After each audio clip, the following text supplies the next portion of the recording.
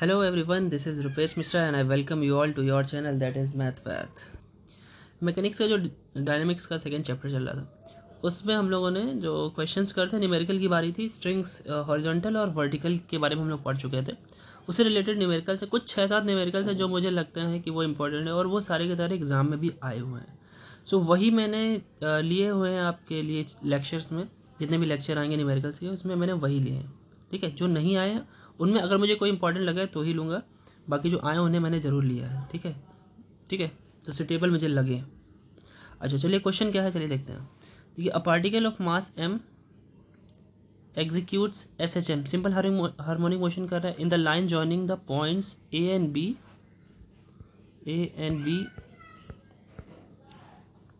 On the smooth table. ठीक है, is connected with these point by elastic strings लिखा है भाई, 2 स्ट्रिंग है। ठीक है, whose tensions in equilibrium are each T. अच्छा देखिए, 2 अलग अलग स्ट्रिंग्स हैं तो उन दोनों अलग अलग उनकी लेंथ भी ले लेते हैं। देखिए, कह रहा है कि पहली बात तो कह रहा है जो ए और बी जो पॉइंट है हमारे, ये ए हो गया, ये बी हो गया। ठीक है, इस ए और बी में 2 हमारे स्ट्रिंग जुड़े हुए हैं। मान लेते हैं वो किसी ओ, जहाँ पे हमारा एम जो एलिमेंट है, पार्टिकल है, यहाँ पे जुड़ा हुआ है, जहाँ पे मैं इसको ओ नेम दे देता हूँ। ठीक है, अब 2 अलग अलग स्ट्रिंग्स हैं भाई, ऐसा तो बोला नहीं है कि दोनों की लेंथ सेम है, दोनों की लेंथ अलग अलग भी हो सकती है ना भाई। और मान लेते हैं वो जो दोनों लेंथ हैं वो अलग अलग लेंथ है। मान लेते हैं ये जो लेफ्ट में ओ ए जो स्ट्रिंग लगी हुई है, जो ओ ए है उसे लेट कर लेते हैं ए, और जो ओ बी है वो लेंथ हम बी लेट कर लें। और कह लीजिए इक्विलिब्रियम में है तो भाई खींचा होगा, इधर से हमारा एक टेंशन लगा होगा भाई, इधर ये क्या फिक्स है। ठीक, दोनों दोनों तरफ की एक एक टेबल पे फिक्स्ड हैं दोनों के दोनों। ठीक है, तो और इसने बोला भी है दोनों तरफ जो टेंशन लग रहा है वो सेम है। ठीक है भाई, हो सकता है दोनों सेम मटेरियल का होगा। ठीक है, क्योंकि टेंशन अगर सेम मटेरियल का जो वायर है उसमें सेम ही लगता है। ठीक है, डिफरेंट वायर में भी आप एडजस्ट करके टेंशन सेम कर सकते हैं, तो ऐसी बात नहीं है। अच्छा, show that the time of an oscillation is इतना, मतलब मेरे को टाइम चाहिए, ऑसिलेशन टाइम चाहिए पूरा का पूरा, जो एक सर्कल वो पूरा करेगा। जैसे एम यहाँ पे मैंने बांधा हुआ है, मिडिल ए और बी जो लेंथ के मिडिल में ओ कहीं लिया गया है, वहाँ पे एम हमारा पार्टिकल है, एम मास का। तो कह रहा है कि अगर हम क्या कहें, show that the time of oscillation in is इतना। ठीक है, टाइम मुझे प्रूव करना है, time period, where L and L dash are the extension of the strings beyond their natural length. अब ये ए और जो बी लिया मैंने तो नेचुरल लेंथ है। ठीक है, ये दोनों के दोनों नेचुरल हैं, ए और बी, अच्छी बात है ये दोनों। ठीक है, और अब कह रहे एक्सटेंशन हो रहा है भाई, एक्सटेंशन करने के लिए पहले इसको कुछ इधर उधर खींचना भी तो पड़ेगा। तो मैं काम करता हूँ कि इस एम को खींच करके मैं यहाँ लाता हूँ। लेट से मैं एक और बनाता हूँ इसमें। देखिए, ये हमारा ए बी था। ठीक है, ओ पोजीशन यहाँ पे है। मैंने एक काम किया कि ये जो हमारा पार्टिकल है एम, इसको मैं खींच करके किसी पॉइंट पे लाया, लाइक पी पर लेके आया। और इस पी की जो लेंथ है भाई, खींच रहे हो तो लेंथ तो बढ़ भी सकती है, कम भी हो सकती है, तो वेरिएबल लेंथ ले लिया मैंने एक्स। ठीक है, अभी समय एम मान लेते हैं इस पी के पास है, कहीं भी हो सकता है। और आपकी लेंथ जो है यहाँ से यहाँ तक, तो ये तो बी ही है जो पहले थी, यहाँ से यहाँ तक की लेंथ ए है जो पहले थी। अच्छा, जब मास जो एम है वो पी पे आ गया तब ये लेंथ कितनी बची, टोटल बी में से आपको एक्स माइनस करना पड़ेगा।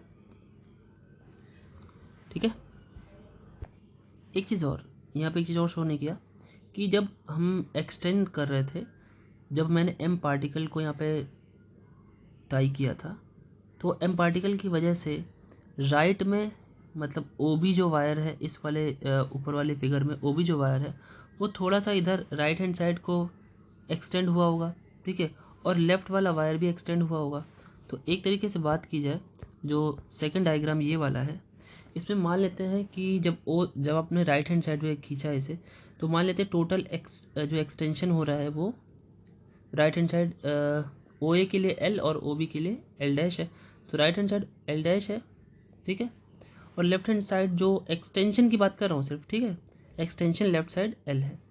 तो जब आप राइट लेके जा रहे हो तो उस समय में टोटल एक्सटेंशन एल है, और पॉइंट अगर आपका पी, अगर वो जो पार्टिकल है वो पी पर है, तो इधर एक्सटेंशन बचा कितना, इस तरीके से लिया जाए तो टोटल एल में से, एल डैश में से एक्स घटा दें, ठीक है।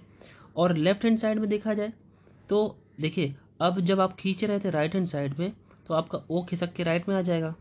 तो ऐसे में जो इसका एक्सटेंशन आएगा इस वाले ओ ए वायर का, क्योंकि ओ फिर खींच के इधर आ रहा होगा, तो ओ ए वायर का क्या होगा, एल इसका एक्सटेंशन है और एक्स इसकी लेंथ इधर मिल गई, तो इतना एल और इतना एक्स, तो एल प्लस एक्स हो जाएगा, ठीक है। देखिए इस बात को एक बार और समझते हैं। जब पहले सिंपल था, जब हमने स्ट्रेच नहीं किया था, सिर्फ पार्टिकल को ओ पॉइंट पे बांधा था, तो ए और बी सिंपल लेंथ थी। फिर मैंने उसको स्ट्रेच किया तो फिगर नंबर 2 जो मैंने ये बनाया हुआ है, अब ये स्ट्रेच होने के बाद कुल लेंथ अगर इसकी इतनी है, ठीक है, L dash, right hand side L dash दिया है और लेफ्ट हैंड साइड एल दिया है, इधर इधर भी स्ट्रेच हो गया है, लेफ्ट साइड एल स्ट्रेच हो गया और राइट साइड एल डैश। तो अगर मैं पॉइंट को पी पे मानूँ, ठीक है, पार्टिकल को, तो अब ये कितना बच रहा है, एल डैश माइनस एक्स, और ये वाला स्ट्रेच होकर के तो यहाँ तक आ गया होगा, तो ये एल प्लस एक्स हो जाएगा, ठीक है। क्लियर है ना बात। अब जरा बात करते हैं थोड़ी देर के लिए, जब आपने स्ट्रेच किया होगा तो नया टेंशन मिला होगा, ठीक है, राइट हैंड साइड में और लेफ्ट हैंड साइड में। क्यों भाई, देखिए यहाँ पे T1 मिला होगा लेफ्ट में और राइट में T2, क्योंकि भाई M की वजह से जब आप खींच रहे हो तो एक नया टेंशन उसमें ऐड हो गया होगा। जब आपने खींचा नहीं था, सिंपल M को वहीं पे लटकाया था, तो वो तो सिंपल T ही है जो उसने क्वेश्चन में गिवन है। तो देखिए अगर हम यूज़ करें using Hooke's law,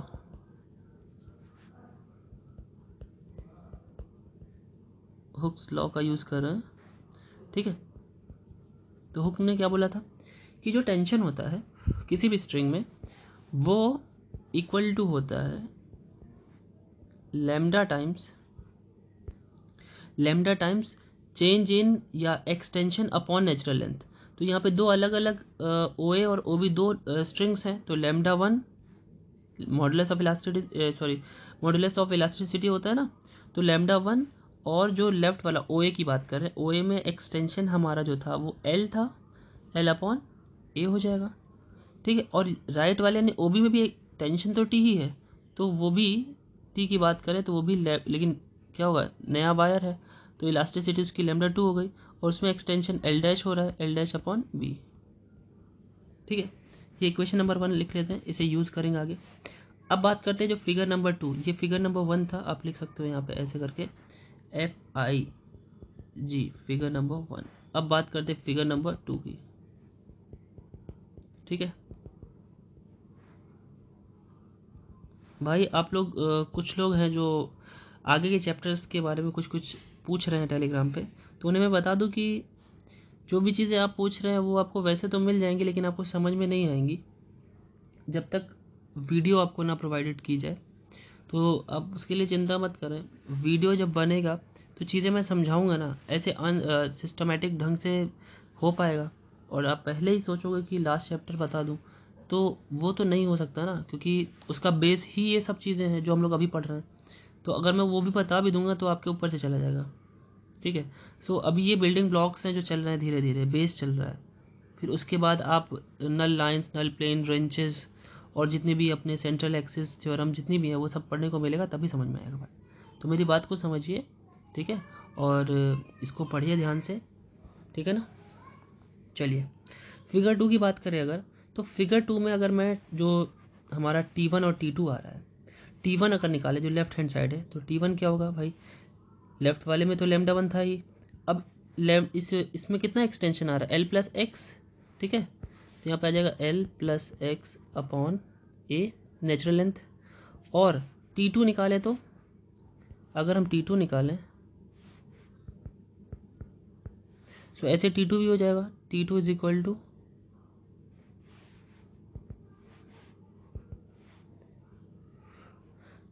to lambda 2, और इसमें तो भाई इसकी लेंथ तो एल डैश माइनस एक्स हो गई, L dash minus x upon b, L dash minus x upon B. ठीक है, अब चलिए इक्वेशन ऑफ मोशन की बात कर लेते हैं। ये दोनों के दोनों इक्वेशन नंबर 2 हो गए मिला करके। ठीक है, इक्वेशन ऑफ मोशन की बात करते हैं। देखिए, आपने पार्टिकल m को या मास m को राइट हैंड साइड खींचा।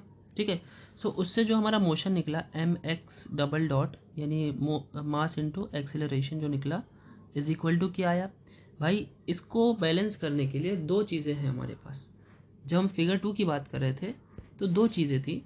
जब हमारा ये भाई जब खींच रहे थे हम इसे राइट हैंड साइड इस तरीके से, आप देख सकते हो मैं इसकी बात कर रहा हूँ।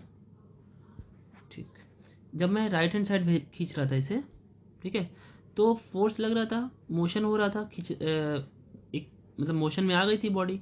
ठीक है, तो उस समय दो तरीके के स्ट्रेच लग रहे थे, एक T2 लग रहा था और एक T1 लग रहा था। अब T2 बड़ा क्यों है, क्योंकि वो राइट हैंड साइड खींच रहे हैं तो T2 बड़ा ही होगा, और लेफ्ट हैंड साइड में वो भाई कम जा रहा है, क्योंकि राइट में हम जिधर भी खींचे जा तो वो राइट में ही रहा है, तो T2 ग्रेटर होगा T1 से। सो ऐसे में रिजल्टेंट जो होगा T2 माइनस T1 होगा। ठीक है, ओवरऑल जो हमारा मोशन हो रहा होगा, क्योंकि हम कभी भी जब दो डायरेक्शन में फोर्स लगाते हैं तो जो हमारा रिजल्ट होता है, रिजल्टेंट होता है, वो उस डायरेक्शन में कन्वर्ट हो जाता है जिस डायरेक्शन में फोर्स ज़्यादा था। सो दैट मीन्स कि यहाँ पे हमें क्या लिखना चाहिए, T2 माइनस T1। अब T2 माइनस T1 की वैल्यू हम लोग इक्वेशन नंबर 2 से उठा के यहाँ पे पुट कर दें। ठीक है, तो पुट करते तो क्या होगा, M x double dot T2 कितना था भाई, भी दिखाते हैं आपको। T2 था lambda 2 L dash minus X और होल अपॉन बी। ठीक है, so it was lambda 2 L dash minus x upon B था ना, माइनस T1 था lambda 1 L plus x upon A, जो कैंसिल हो रहा है कैंसिल कर दीजिए, सॉल्व कर लीजिए। Lambda 2 L dash upon B multiply कर लेते हैं, minus lambda 2 X upon B minus lambda 1 L upon A minus lambda 1 X upon A. अब देखिए यहाँ पे इक्वेशन नंबर 1 का अगर हम इस्तेमाल करें, दिखाते हैं आपको इक्वेशन नंबर 1। तो इक्वेशन नंबर 1 में लैम्डा 1 L अपॉन ए जो है वो lambda 2 L dash upon B के इक्वल है, यानी लैम्डा 1 ये लिखा हुआ है lambda 1 X upon A L upon A lambda 2 L dash upon B, ये दोनों तो सेम है इक्वेशन 1 से देखा जाए तो ये दोनों इक्वल है, और यहाँ पे अपोजिट साइन है तो दोनों के दोनों क्या हो जाएंगे, कैंसिल हो जाएंगे। ठीक है, तो जो दोनों चीज़ें बचेंगी, इसमें देखिए एक्स कॉमन दिख रहा है, लेकर के लिखते हैं इसे। देखिए कॉमन तो ले लिया मैंने, लिख भी दिया। अब कुछ और हेल्प है क्या इसमें, देखिए ज़रा। अगर हम इक्वेशन नंबर 1 की बात करें तो इक्वेशन नंबर 1 से हम लैम्डा 1 की वैल्यू ले सकते हैं। यहाँ से लैम्डा 1 की वैल्यू हम AT/L कर सकते हैं। ठीक है, और बात करें इसी में ही लैम्डा 2 की, तो उसकी जगह पे हम BT/बाई क्रॉस मल्टीप्लिकेशन कर देंगे, BT/L डैश लिख सकते हैं। ठीक है, AT/L और BT/L डैश। चलिए इसको भी लिख लेते हैं, यहीं पे पुट करते हैं। So this will become mx double dot is equal to minus x lambda 1 की जगह पे AT/L और ए के यहाँ पे भी है, और यहाँ पे ए नहीं, इसमें बी है ना, लैम्डा 2 की वैल्यू है BT/L डैश और बी तो नीचे भी। तो देखिए ए से ए और बी से बी कैंसिल हो गया भाई, ये कैंसिल हो गया, और ए से ए, तो बचा क्या, जो बचा सिंपली लिख दीजिए mx double dot is equal to, T भी कॉमन आ रहा है, टी बाहर कर लीजिए, TX, तो बच कितना रहा है 1/L प्लस 1/L डैश। ठीक है भाई, अब यहाँ से x डबल डॉट की वैल्यू आप फाइंड आउट कर लीजिए। So you will get that x double dot is equal to minus T by M x, और एलसीएम ले सकते हैं आप L plus L dash upon LL dash. ठीक है, और इसे और अच्छे से परफेक्टली लिखना चाहें तो ऐसे लिखते हैं तो ज़्यादा अच्छा लगेगा। जो फॉर्मेट होता है x double dot is equal to minus mu x, तो एक्स राइट में लिख करके बाकी सब लिख लीजिए। तो minus T L plus L dash upon M L L dash और एक्स। सही से देखें तो ये आपकी एसएचएम की इक्वेशन है, ठीक है। और आपको याद होगा, अगर नहीं याद है तो लास्ट की वीडियो में आपने देखा होगा, एक बार और देख लीजिएगा, जिन्होंने नहीं देखा जरूर देखें। तो ये जो पोजीशन होती है माइनस और एक्स को बचाने के बाद, यही हमारी म्यू होती है, ठीक है। ये क्या होती है हमारी म्यू। और हमारा टाइम पीरियड का फॉर्मूला क्या होता है, T is equal to 2 pi upon under root mu. तो वैल्यू फॉर्मूला लगा कर निकाल लेते हैं, चलिए दिखते हैं। देखिए मैंने लिख दिया which shows S H M whose, जिसका the time period is what 2 pi whole upon under root mu. और म्यू की पोजीशन मैंने बताई भी क्या है 2 पाई, और अंडर रूट में आपको म्यू की वैल्यू रखनी है। तो म्यू की वैल्यू बस माइनस और एक्स हटाने के बाद जो जो था सब म्यू की वैल्यू थी। सो टी था, एल प्लस एल डैश था, और M L L dash, M L L dash. अब एम एल एल डैश को ऊपर भेज दीजिए भाई। So you will get that 2 pi under root M L L dash upon T L plus L dash. This is our proof, यही prove करना था। So the answer is here, hence proved. देखिए एक और भी इम्पोर्टेंट क्वेश्चन है, वो भी लिया मैंने, उसे भी कर लेते हैं। नेक्स्ट देखिए, नेक्स्ट क्वेश्चन को समझते हैं, ठीक है। Two bodies of mass M and M dash, दो बॉडी हैं एम और M dash, are attached to the lower end of an elastic string whose upper end is fixed and are hung at rest, ठीक है। कह रहे हैं कि एक ऐसी इलास्टिक स्ट्रिंग ली हुई है, मान लेते यही हमारी इलास्टिक स्ट्रिंग है, इसको हम लोगों ने फिक्स किया, यानी ये वर्टिकल इलास्टिक स्ट्रिंग वाला पॉइंट आ गया, सेकंड वाला पॉइंट। ऐसे इसको हंग किया हुआ है, हंग मतलब लटकाना है। तो ये इसकी एक लेंथ होगी, कुछ नेचुरल लेंथ होगी भाई, कुछ भी ले लीजिए नेचुरल लेंथ, ठीक है। वैसे नीचे गिवन है where is under unstretched length, unstretch length मतलब वही नेचुरल लेंथ, उसे खींचा नहीं गया अभी। सो ए तो वो है ही, इतना ए है नेचुरल लेंथ, ठीक है। This is what are natural length. So ये ओ पे था अभी पहले, वैसे गिवन नहीं है, ओ बी कुछ भी मान लीजिए, यहाँ पे ओ मान लेता हूँ मैं, हेयर इट इज। और ये ओ से ए तक का इसका, और इस पॉइंट को हमने ए ले लिया, ठीक है। अब जैसे ही हमने यहाँ पे एक मास एम लटकाया, जैसे ही एक मास यहाँ पे हमने एम, कैपिटल एम यहाँ पे लटकाया, सो क्या हुआ, ये स्ट्रिंग थोड़ा सा नीचे बढ़ गया भाई वेट की वजह से। अब ये वेट की वजह से कितना बढ़ा, बी स्ट्रेच हो गई, इसकी लेंथ स्ट्रेच होकर के बी हो गई, ठीक है भाई, ये भी अच्छी बात है, कोई दिक्कत नहीं है। अब ये कहाँ पहुँच गया, फिर इस तरीके से ये बी पे पहुँच गया, ठीक है। फिर उसके बाद एक और मटेरियल हम लोगों ने लटकाया एम डैश, एम डैश मास और लटकाया यहाँ पे, एम डैश है ना भाई, हाँ, एम डैश को हमने और लटका दिया, ठीक है। अब ये क्या कह रहा है, और नीचे चला गया, सी लेंथ बढ़ गया, ठीक है भाई, सी लेंथ आ गई अभी, तो मतलब दो की वजह से। तो एट लास्ट अब देखा जाए तो अगर बी प्लस सी लेंथ आप लेना चाहते हो, मतलब टोटल जो स्ट्रेच हो रहा है बी प्लस सी अगर बात करना चाहते हो, तो ऐसे में जो हमारा टोटल मास होगा वो एम प्लस एम डैश, ये तो होगा, ठीक है भाई। अच्छा अभी तो ठीक है, स्ट्रेच किया हुआ है, अभी तो एस एच एम कहीं कुछ हो नहीं रहा है, लेकिन अगर थोड़ा सोचिएगा, आपने कभी ऐसा एक्सपेरिमेंट किया है कि नहीं किया है, हम लोगों ने तो बहुत किया है, तो करके देखिएगा कि कोई भी स्ट्रिंग में दो अलग अलग लोड आप कीजिएगा, बांधिएगा उसमें, फिर एक लोड को हटा दीजिएगा सडनली, तो होगा क्या, जैसे आप वैसे तो स्ट्रेच हुआ होगा, तो ऐसे में ऊपर एक टेंशन लगा होगा, क्यों भाई टेंशन नहीं लगेगा क्या, बिल्कुल लगेगा टेंशन। जैसे ही मैं दिखा देता हूँ यहाँ पे बना करके, टेंशन तो लगेगा ही, एक टेंशन टी लगेगा। अब जब वो ज़्यादा आपने लोड लटका रखा होगा एम और एम डैश दो करके, तो एक अपोजिट टाइप डायरेक्शन में हमारा टी लग रहा होगा। जैसे ही आपने इसको कम किया, लेट से इसको हटा दिया या इसको हटा दिया, किसी एक को हटा दिया, किसी एक को हटाया आपने, तो जैसे ही हटाया तो क्या होगा, अब ये बढ़ जाएगा, मतलब थोड़ी देर के लिए टी की वैल्यू तो पहले से बढ़ी हुई है ना, क्योंकि ये टी जो लग रहा था वो एम प्लस एम डैश की वजह से लग रहा था।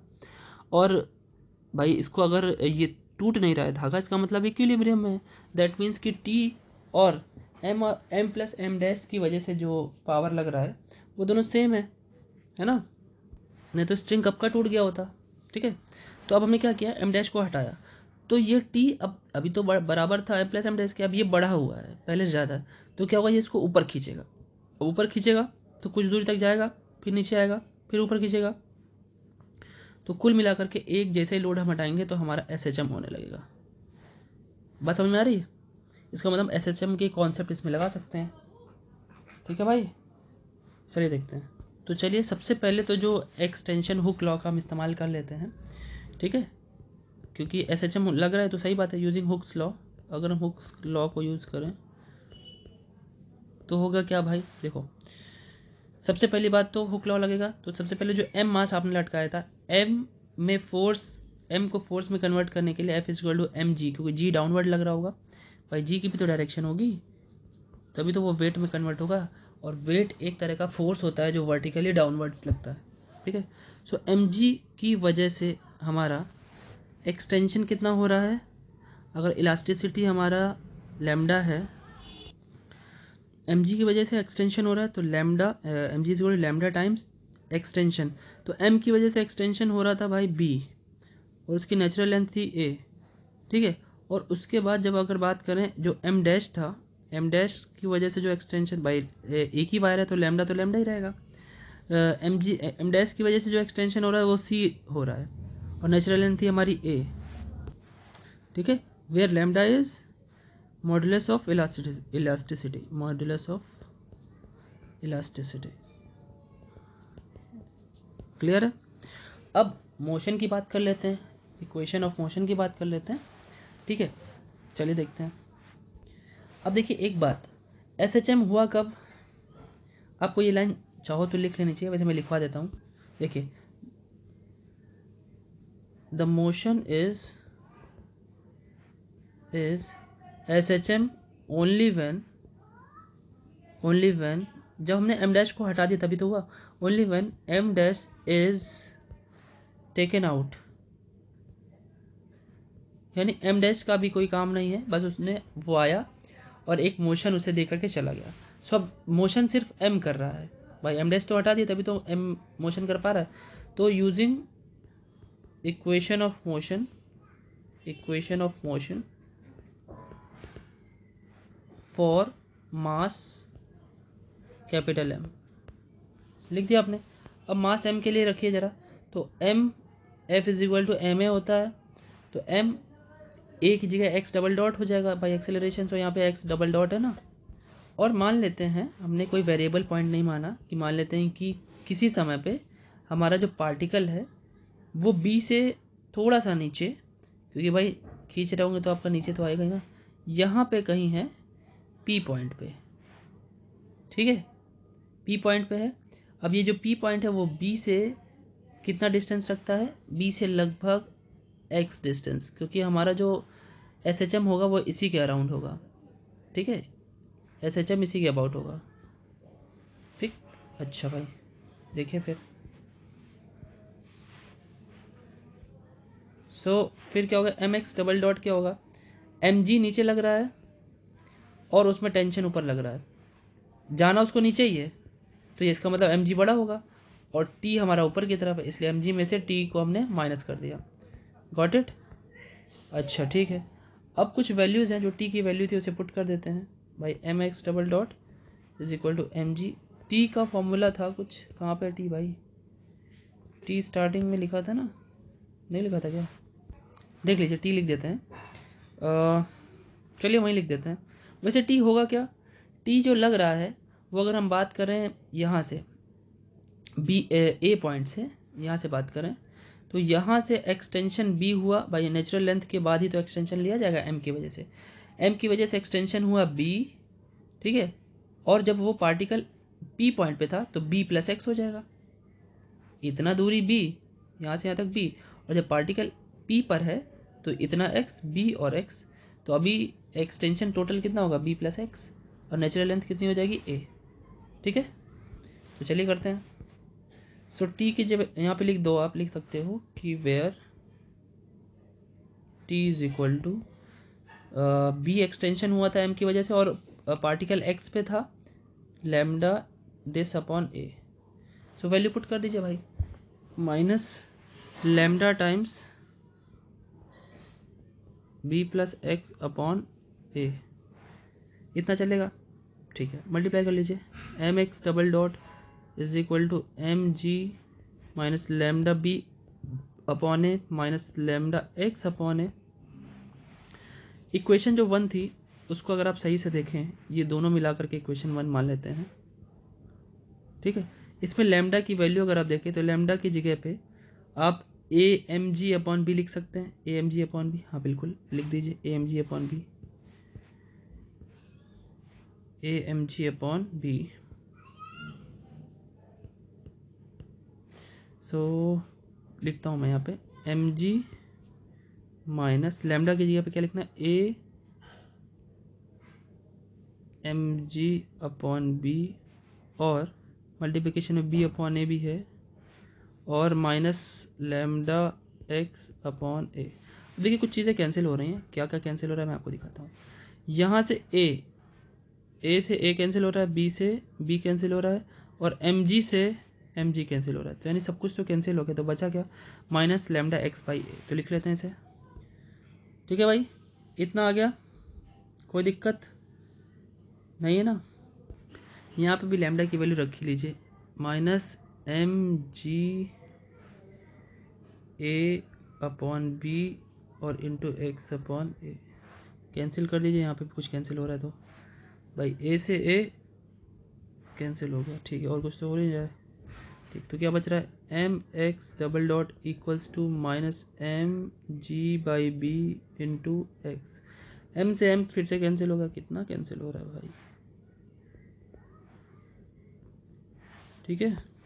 यहाँ से क्या निकल के आएगा, x double dot is equal to minus g upon B into x, ठीक भाई। अब सही से देखिए, this equation is of the form what, S H M के फॉर्म का है ये भाई, एस एच एम के फॉर्म का है ये भाई। सो ऐसे में ये क्या होता है हमारा, दिस इज आर म्यू, ठीक है। जब ये हमारा म्यू है ना, तो भैया वो टाइम पीरियड क्या हो जाएगा, T is equal to 2 pi upon under root mu, ठीक है। देखिए सुनिए ज़रा, इसमें निकालना क्या है वैसे, ठीक है। Show that the distance of M from the upper and, कह रहा मतलब यहाँ से लेकर के, मतलब इस ओ पॉइंट से लेकर के एम जहाँ पे है, M from the upper end of the string is at time T is इतना, कह रहे डिस्टेंस इसकी इतनी होगी किसी टाइम टी के लिए। तो यानी कुल मिलाकर अगर एम हम पी पर मान रहे थे, तो यहाँ से लेकर हमको यहाँ तक की डिस्टेंस चाहिए, है ना, ओ से लेकर के पी तक की डिस्टेंस चाहिए। तो ओ से लेकर ए तक की डिस्टेंस तो ए है, ए से लेकर के बी तक की डिस्टेंस तो बी है, और खाली बी से हमें पी तक की यानी एक्स डिस्टेंस फाइंड आउट करनी है, यानी एक्स निकालना है, ठीक है। अब टी की बात नहीं कर रहा है, तो चलिए एक्स निकालने के लिए तो हमारे पास इक्वेशन आ ही गया है। अब देखिए हम लोग यूज़ दिखाते हैं, आपको यूज़ सीखने को मिलेगा। डिफरेंशियल इक्वेशन जो हम लोग पैरेलली पढ़ रहे हैं बीएससी 4th सेमेस्टर में, तो उसमें डिफरेंशियल इक्वेशन का यूज़ आपकी मैकेनिक्स में ही हो गया, दिखाते हैं। अब ध्यान से देखिएगा आप, एक्स डबल डॉट है ना ये, is equal to minus g upon b. अब देखिए सही से, तो ये 2 डिग्री इक्वेशन आपको दिखाते हैं, मैं थोड़ा इसको और अच्छे से लिखता हूँ, like this, in this way, d2x by dt2, और मैं इसको लेफ्ट में लेके आता हूँ g upon b x is equal to 0। ज़रा याद करिए, जितने भी डिफरेंशियल इक्वेशन के वीडियोस देखे हैं वो बखूबी जानता होगा कि ये क्या है। तो आप इसको ऐसे लिख सकते हो d2, ठीक है, x plus g upon b x is equal to 0, is equal to आप और भी लिख सकते हो d2 plus g by b, और x कॉमन ले लें आप, इज इक्वल टू 0 कर दीजिए, ठीक है। Where d is equal to d by d t. अब इसे CFPI मेथड से सॉल्व कर लेंगे, जो आपके डिफरेंशियल इक्वेशन का सबसे पहला चैप्टर है, उसी की बात करो, differential equation with constant coefficient. क्यों कांस्टेंट कोफिशिएंट, क्योंकि ये कांस्टेंट कोफिशिएंट है, g भी कांस्टेंट है, b भी कांस्टेंट है, ठीक है। चलिए सॉल्व करते हैं इसको। So what we use to write कि द ऑक्सिलरी इक्वेशन की बात करते हैं, है ना। ऑक्सिलरी इक्वेशन भाई m में कन्वर्ट कर देते थे हम लोग, वैसे तो यहाँ पे ज़रूरत नहीं है, बट आप कर देंगे तो कोई बात नहीं है, आंसर कैंसिल नहीं कर दिया जाएगा, ठीक है। आप चाहे तो डायरेक्ट आंसर भी लिख सकते हैं इस पर, ठीक है, लेकिन हम तो चाहेंगे कि आप इसे सॉल्व करो। सो ये क्या हो जाएगा, माइनस रूट में चला जाएगा तो आपको पता है plus minus i root g by b निकल के आ जाएगा। तो ऐसे में सी एफ क्या होता है भाई लोग, C F is equal to, आप यहाँ पे अल्फा देखोगे जीरो होगा, alpha plus minus I beta type है सी एफ, तो इसका फॉर्मूला क्या होता है E power minus sorry E power I alpha, ठीक है, ई पावर आई अल्फा नहीं, ई पावर ए एक्स या अल्फा एक्स और C1 cos beta X plus C2 sine beta X. तो यहाँ पे अल्फा की वैल्यू तो जीरो है, तो ई पावर तो आने नहीं वाला है ना। सो करना क्या अपने को, सिंपल लिख देंगे C1 कॉस, अरे सभी लोग जानते हैं भाई, C1 cos under root G upon b, और यहाँ पे वहाँ पे x होता था क्योंकि x के रिस्पेक्ट में डिफरेंशिएशन होता है, यहाँ पर t के रिस्पेक्ट में, तो यहाँ पर t आ जाएगा plus C2 sine under root g by b of T, ठीक है। अच्छा यहाँ पे इक्वल टू तो जीरो है भाई, इक्वल टू तो जीरो है भाई, तो इसका पी आई क्या होगा, सभी लोग जानते हैं जीरो होगा। जो नहीं जानता है वो जा करके वीडियो देख ले, तो वो ऑटोमेटिक समझ जाएगा कि क्यों पी आई जीरो होगा, जीरो का जीरो ही होता है, ठीक है। पी आई जीरो का तो टोटल, अब कंप्लीट सोल्यूशन क्या होगा भाई साहब, सोल्यूशन इज, और वहाँ पे सोल्यूशन y में होता था क्योंकि y ऊपर होता था x नीचे होता था, यहाँ पे सोल्यूशन x में होगा क्योंकि x ऊपर और t नीचे है। तो सिंपल सा क्या होगा, x is equal to C F plus P I, ठीक है। तो सी एफ ही है एक तरीके से देखा जाए, तो पी आई तो है ही नहीं इसमें, कोई बात नहीं है, लिख लेते हैं, ठीक है, plus C2 sine under root g by b into T, ठीक है। अब देखिए कॉन्स्टेंट्स है ना भाई C1 C2, तो C1 C2 की तो वैल्यू निकालनी पड़ेगी अपने को, है कि नहीं। C1 C2 तो अपने आप में जो इंटीग्रेटिंग कांस्टेंट आते हैं, इंटीग्रेशन कांस्टेंट है, उनके तो फाइंड आउट करना पड़ेगा, C1 और C2 को हमें फाइंड आउट करना पड़ेगा to determine, okay, these are constant to determine, get it. देखिए यहाँ पे कुछ बाउंड्री कंडीशन लगाते हैं। बाउंड्री कंडीशन क्या, जब हम लोग सबसे नीचे वाले पायदान पे थे, मतलब जब हम लोग सी पर थे, हम अभी उसको छोड़ नहीं रहे थे, हम उसे सिर्फ पकड़े हुए थे, तो इस समय हमने टाइम की तो शुरुआत की नहीं थी, ऑसिलेशन तो शुरुआत हुआ नहीं था, तो अगर हम सी पर थे तो हमने टाइम हमारा जीरो था। तो ऐसे में x जो था, x की डिस्टेंस कितनी थी, x की डिस्टेंस यहाँ से लेके यहाँ तक आ गई फिर भाई, यानी x की वैल्यू c आ गई, c डिस्टेंस है ना इतनी, तो यानी अगर हम t बराबर जीरो की बात करें तो उस समय x की वैल्यू हम c पुट कर सकते हैं। चलिए पुट करते हैं, देखिए, सो लिखेंगे एट सी पॉइंट पर टाइम हमारा कितना था जीरो, और x की वैल्यू कितनी थी c, है ना। तो जरा रखते हैं भाई, रखते हैं, तो सॉल्व करेंगे अगर आप, सिंपल सी बात, चलिए सॉल्व करते हैं। सो x की जगह पे आपने c रख दिया इज इक्वल टू, ठीक है।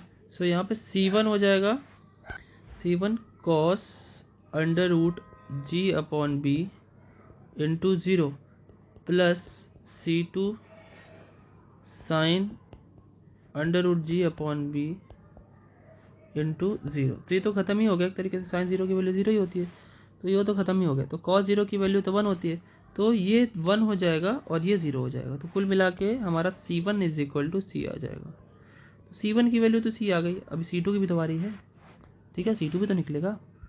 देखिए एक चीज़ और बताया गया था, जब स्टार्टिंग में हम लोगों ने सिंपल हार्मोनिक मोशन पढ़ा था, तो एक चीज़ ये सीखा था कि जब भी हमारा पार्टिकल मेन पॉइंट से नीचे या फिर दूर जा रहा हो, ठीक है, दूर जा रहा हो, तो ऐसे में x तो बढ़ जाता है, मतलब अगर b से ये इधर को नीचे को जा रहा है तो x तो बढ़ जाएगा, x पॉजिटिव हो जाएगा। तो ऐसे में साइन जो लेते थे वो पॉजिटिव लेते थे, और जो हमारा कंपोनेंट होता था कॉस या साइन में से, साइन वाले की बात करते थे, और जब वो वापस आ रहा है यानी नेगेटिव डायरेक्शन में, तो ऐसे में जो हमारी x की वैल्यू होती थी वो a कॉस करके होती थी, और जब दूर जा रहा होता तो a साइन करके होती थी। तो जब दूर जाएगा तो ऑटोमेटिक कॉस वाला हट जाएगा, और जब पास आ रहा होगा तो ऑटोमेटिक साइन वाला हट जाएगा। मैंने याद करने का तरीका भी बताया था, काइनेटिक्स की सबसे शुरुआत की वीडियो थी जो इसी चैप्टर में, डायनामिक्स का सेकंड चैप्टर, ठीक है।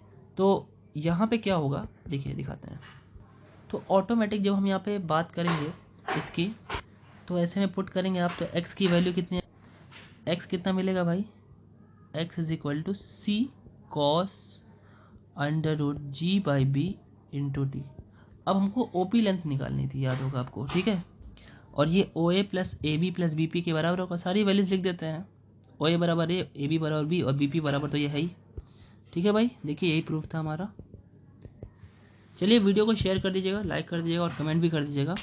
मिलते हैं नेक्स्ट वीडियो में, नेक्स्ट कुछ न्यूमेरिकल के साथ और आपके अपने चैनल मैथ विद पर। Thank you.